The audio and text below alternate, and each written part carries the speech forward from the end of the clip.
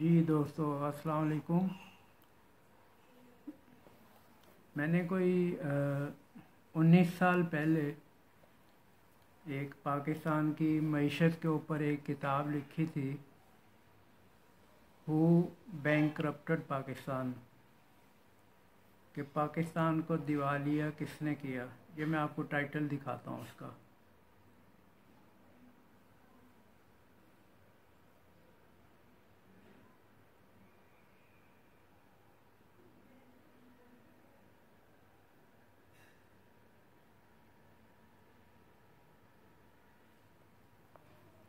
ये मैंने अप्रैल 2001 में लिखी थी, तो ये भी दिखाता हूँ मैं आपको।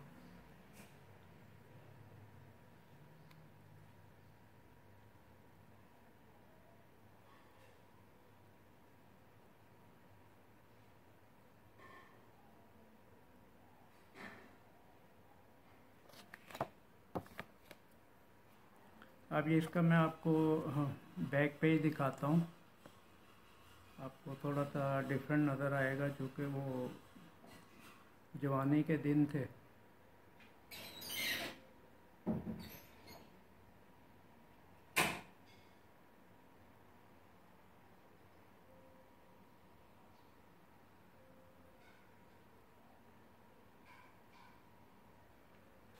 अच्छा, ये मैं आपको इसलिए दिखा रहा हूँ कि जो चीज़ें मैंने 19 साल पहले लिखी थी, वो आज भी सारे इश्यूज वैसे के वैसे ही हैं। मसलन नंबर 1 उसमें था कि करप्शन, तो करप्शन जो है वो आज भी वैसे ही है। वो जो इरादा था पकड़ दकड़ का, उसमें कोई बड़ी कामयाबी तो कोई नहीं हुई। पकड़ा छोड़ दिया, ये इसी तरह ही ये 2 साल जो है पीटीआई के, वो तब्दीली से सरकार के जो है वो 2 साल इसी तरह ही गुजर गए कि पकड़ो और छोड़ दो, पकड़ो और छोड़ दो। अच्छा, दूसरा बड़ा इशू था उसमें, वो था एडहॉकिज़म का। एडहॉकिज़म का मतलब ये कि कोई प्रॉपर प्लानिंग नहीं, डांग टपाव जिसको कहते हैं ना, वो वाला जो कल्चर है वो पहले भी था और अभी भी वैसा ही चल रहा है। तो उसमें एडहॉकिज़म की वजह से जो है वो इस मुल्क को जो है ना वो ठीक ठाक बर्बादी हुई है। तो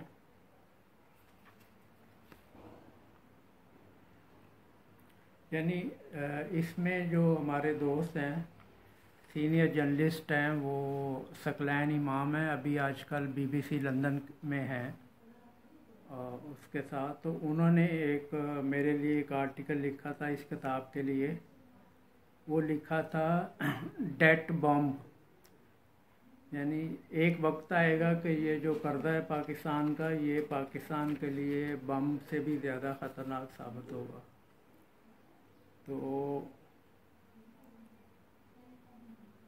उसमें हाँ, अभी सिचुएशन जो है वो ये है कि गैर मुल्की कर्जे तकरीबन 110 अरब डॉलर के करीब हैं, और जो मुल्की कर्जे हैं वो नापना मुश्किल हो गया, चूँकि हर महीने 2 महीने के बाद वो जो है वो उसमें मसलसल उसमें जंप्स आ रहे हैं। और अपोजिशन जो कह रही है कि जी इन्होंने 2 साल में इतने कर्जे ले लिए जितने पिछली 2 हुकूमतों ने 10 साल में नहीं लिए। खैर ये अलग बात, उसमें बहस है। जो अहम चीज़ पॉइंट आउट मैं करना चाह रहा हूँ वो ये है कि पाकिस्तान की इक़्तिसादी तरक्की के लिए कोई रोड मैप जो है वो नहीं बनाया गया। पिछले 20 साल में तो ये किताब से भी जो है वो ज़ाहिर हो रहा है कि पिछले 20 साल से कोई रोड मैप नहीं बनाया कि पाकिस्तान को आगे किस तरह लेके जाना है। पीछे लेके जाने के तो हर 2-3 साल बाद जो हैं वो आ जाते हैं रोड मैप कि जी इसकी टांगें खींचनी है, हुकूमत बनती है और 6 महीने के बाद, साल बाद उसकी टांगें खींचना शुरू हो जाते हैं।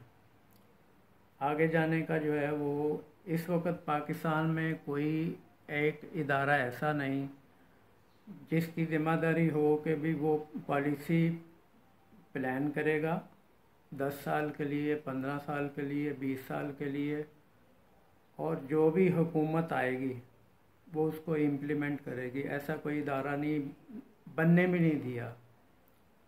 और हमारे पास इस वक्त जो पावरफुल इदारा है वो हमारी फ़ौज है, उसके अलावा कोई दूसरा इदारा मजबूत है ही नहीं।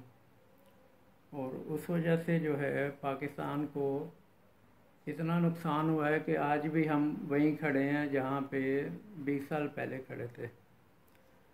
मिसाल के तौर पे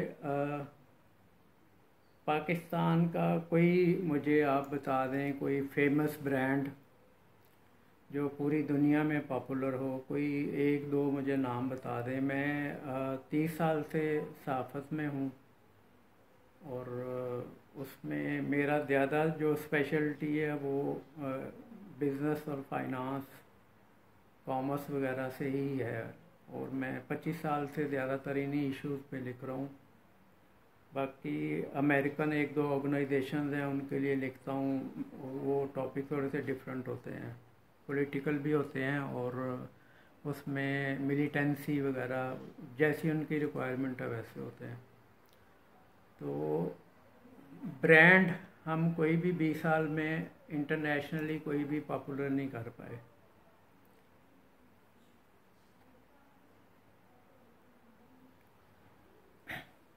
जी नाज़रीन, एक तो जब भी पाकिस्तान की बेहतरी की बात करो तो बीच में लोड शेडिंग लाजमी होती है। पता नहीं ये लानत कब हमारा पीछा छोड़ेगी और कब इस अज़ाब से जो है वो जान छूटेगी पाकिस्तानियों की।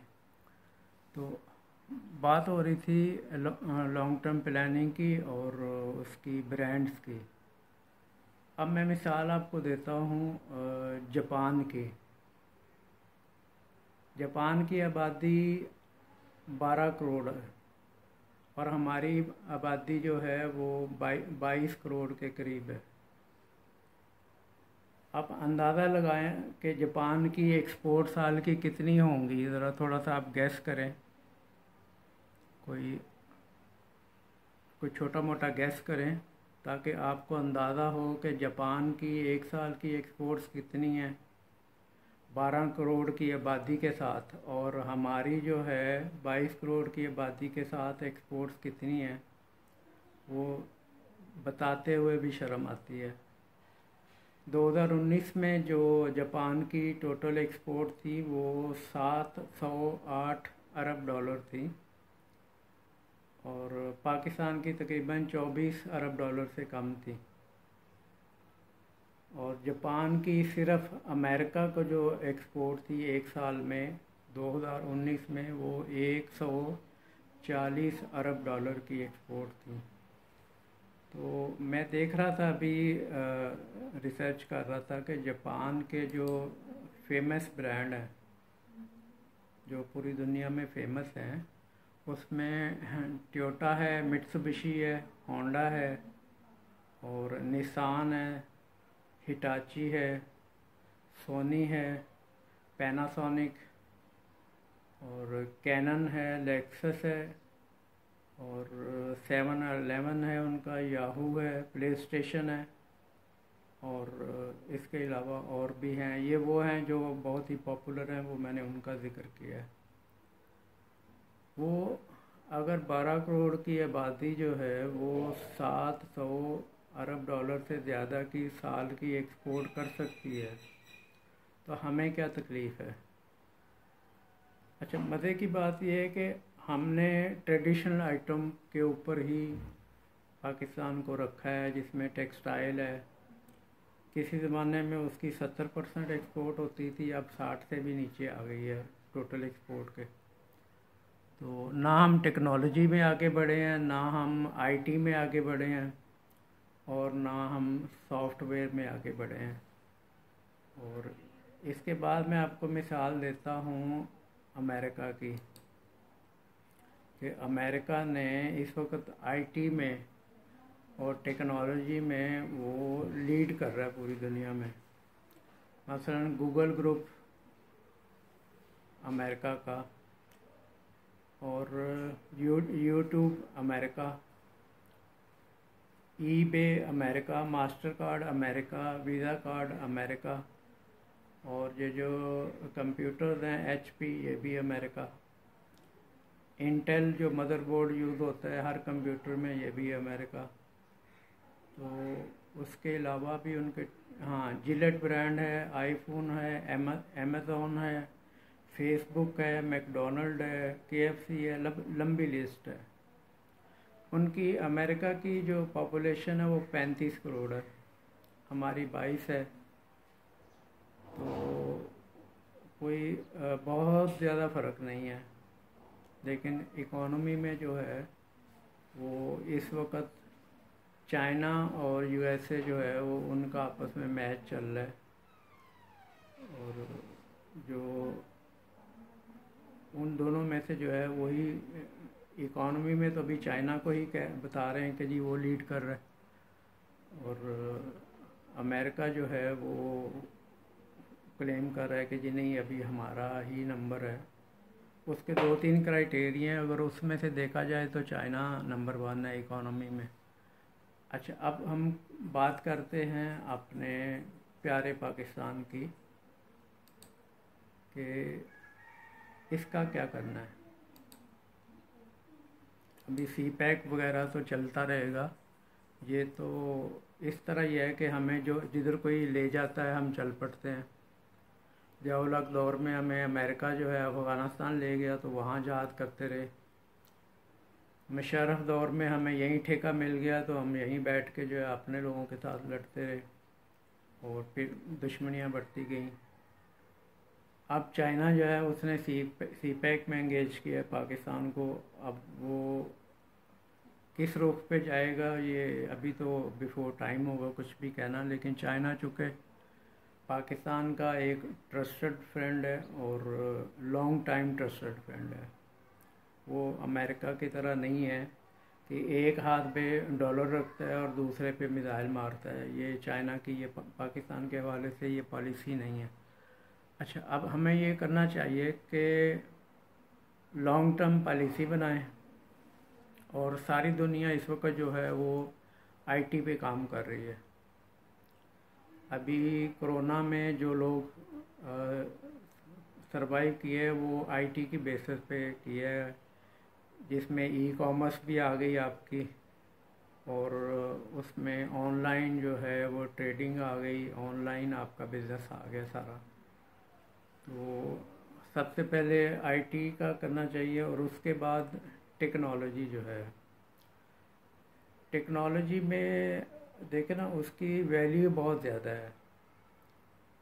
अब जापान एक गाड़ी अच्छी बनाता है तो वो कई हज़ार डॉलर की बेचता है गाड़ी इंटरनेशनल मार्केट में, और टेक्नोलॉजी में हम कोई भी चीज़ अगर डेवलप कर लें और आईटी में कर लें, अभी तो हम वो बिल्कुल किसी खाते में ही हैं कि जी हम सॉफ्टवेयर बेच रहे हैं, आईटी सर्विसेज दे रहे हैं, वो ना होने के बराबर हैं। अगर उसको किसी भी मुल्क से कंपेयर करें, इंडिया से और जापान से करें या चाइना से या किसी से भी, तो हम किसी भी खाते में नहीं हैं। तो अभी जो फास्टेस्ट ग्रोइंग जो एरियाज़ हैं उसमें वो आईटी है या टेक्नोलॉजी है, और उसके बाद फॉरेन ट्रेड है, और उसके बाद बैंकिंग सेक्टर है। तो ये इन शोबों पे अगर सही तरह से प्लान किया जाए तो उसमें कर सकते हैं, पाकिस्तान जो है वो डेवलप कर सकता है। अदरवाइज़ अगर देखा जाए तो हम पिछले 5 साल से एक्सपोर्ट में एक ही जगह पे खड़े हैं, 24 बिलियन डॉलर पे खड़े हैं। कभी आधा बिलियन डॉलर कम हो जाती है, कभी आधा बिलियन डॉलर ज़्यादा हो जाती है, और इससे आगे हम अभी तक नहीं बढ़ सके। तो उसमें जो भी लोग हैं पाकिस्तान के, जो ये जो फैसले करते हैं ना पाकिस्तान के कि इस दफ़ा बारी किसको देनी है और अगली दफ़ा किसको देनी है, ये इनको चाहिए कि भाई इदारे बना लें कोई ऐसे, जो कि पाकिस्तान तो रहना है और इसको रखना भी है। तो वो कम से कम 2-3 इदारे तो ऐसे बना लें कि जो पाकिस्तान को किसी ना किसी डायरेक्शन पे लेके जाएं, बल्कि ऐसा ना हो कि जी हमारा जब कोई चाहे हमारी उंगली पकड़े और हमें जिधर मर्जी ले जाए, वो वाला कल्चर जो है वो नहीं होना चाहिए। तो इसमें नंबर 1 तो GHQ जो है उसको चाहिए, और नंबर 2 जो है जो हमारी जो तब्दीली सरकार है, जो इसको चाहिए कि भाई ये 2 इदारे जो हैं ये इन लोगों से मिल के तो ऐसा काम कर जाए कि पाकिस्तान की मईशत जो है वो अपने पाँव पे खड़ी हो जाए। और इसके अलावा एग्रीकल्चर में बहुत पोटेंशियल है, एग्रीकल्चर में इतना पोटेंशियल है, एग्रीकल्चर में तो इतना पोटेंशियल है कि बंदा जो है वो हमारी सोच से भी ज़्यादा है। मसलन एक आलू जो है, एक आलू उसकी जो चिप्स बनती है वो 100 रुपये की जो है हमें यहाँ मिलती है, बाहर से इंपोर्ट होके आती है। तो अगर पाकिस्तान भी वैल्यू एडिशन करे उसमें एग्रीकल्चर में तो अच्छे खासे पैसे मिल सकते हैं, लेकिन मसला ये है कि ये काम करे कौन। तो मेरा ख़्याल है कि अब टाइम है कि ये डिसाइड कर लें कि पाकिस्तान को किस साइड पे लेके जाना है, और इसको अपने पाँव पे खड़े करना है, या बार बार अब जो पाकिस्तान को बार बार उसको डैमेज करना है, खींच के हर साल 2 साल बाद फिर वापस लेके जाना है। तो ये सोचने का टाइम है, और मेरा ख़्याल है कि जो अज़ान का टाइम हो रहा है, आगे इंशाल्लाह पार्ट 2 में मैं आपको बताऊंगा कुछ और चीज़ें। 1-2 चीज़ें मैं आपको जो बहुत ही अहम है वो बता देता हूँ कि जब पाकिस्तान बना था तो उसमें डॉलर जो है वो 1 रुपये का या 2 रुपये का था। अच्छा, ये भी जब मैं बुक लिख रहा था तो मैं किसी भी किताब में नहीं लिखा कि डॉलर का रेट उस वक़्त क्या था। तो मैंने फिर अपने पुराने जानने वाले जो बाबे हैं उनसे मैंने बात की, तो उन्होंने अंदाज़न बताया कि भी उस वक़्त तो ये क्रेज़ होता नहीं था, ना डॉलर का ना पाउंड का, लेकिन सुना है कि 2 रुपये होता था जब ये पाकिस्तान बना है। और ये मैं आपको थोड़ा सा बताता हूँ बुक देख के। जुलाई 1982 में dollar rupee exchange rate was at 9.90, 9 रुपये 90 पैसे था। और उसके बाद 1992-93 में ये 26 रुपये हो गया,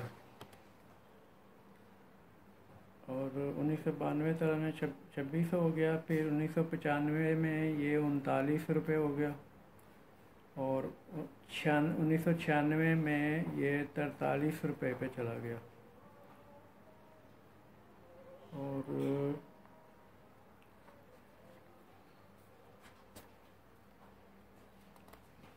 43 पे चला गया, और 1997 में नवाज शरीफ के दौर में ये 47 रुपीज़ पे जो है ना इसका चला गया डॉलर जो है। और फिर ये आया जनाब 2000 में मुशर्रफ साहब थे, तो ये तकरीबन 60 रुपये पे जो है ना इसका एक्सचेंज रेट जो है वो चला गया। तो मुशर्रफ साहब ने तकरीबन इसको 63 रुपये पे छोड़ा था जब ये पीपल पार्टी की हुकूमत आई थी, जरदारी साहब। वो चूँकि चैप्टर जो है ये वहीं परवेज़ मुशर्रफ तक है इस बुक में, तो उसके बाद पीपल पार्टी ने शायद इसको 85 पे छोड़ा है डॉलर को, और फिर आई नून लीग की गवर्नमेंट, तो ये 110 पे गया, फिर ये वापस 95 पे आया, फिर ये तकरीबन जो है इन्होंने पीटीआई को 118 रुपये पे हैंड ओवर किया, डॉलर रुपी एक्सचेंज रेट जो है। और पीटीआई ने माशाल्लाह फिर उसमें ऐसी अपना डॉलर को ऐसी चार चांद लगाए हैं कि 170 क्रॉस करके आजकल 166 पे चल रहा है। और अभी तक पता नहीं इसके साथ क्या होगा, पाकिस्तानी रुपये के साथ क्या होगा, और डॉलर जो है वो इस साल के आखिर तक कहाँ होगा, अभी ये कुछ भी कहना जो है वो बिफोर टाइम है। तो डिवेल्यूएशन जो है ये बहुत बड़ी एक रीज़न है जिसने पाकिस्तान की मईशत को जो है वो दीमक की तरह जो है ना इसको खाया है पाकिस्तान की मईशत को। और इसके अलावा बाकी इश्यूज जो हैं वो इंशाल्लाह मैं फिर पार्ट 2 में जो है वो आपसे शेयर करूँगा। तो शुक्रिया आपका बहुत बहुत। अल्लाह हाफिज़।